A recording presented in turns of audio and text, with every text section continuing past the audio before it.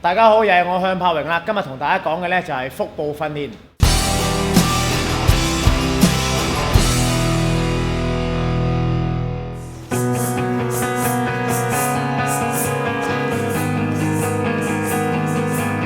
腹部嘅訓練呢，除咗可以增強你腹部嘅抗打能力之外啦，仲可以加快你腹部肌肉嘅鍛鍊。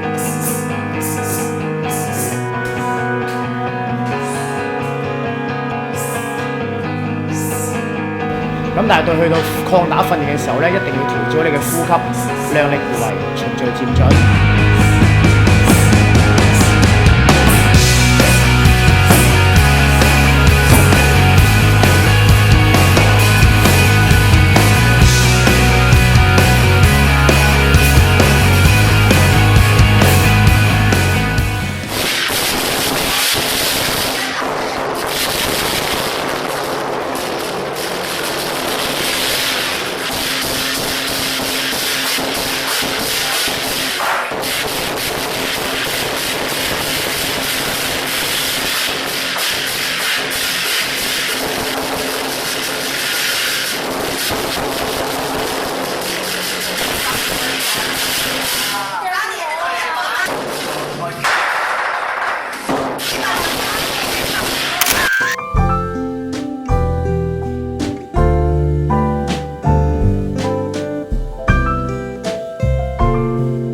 今集嘅本訊時間又夠啦，下集見。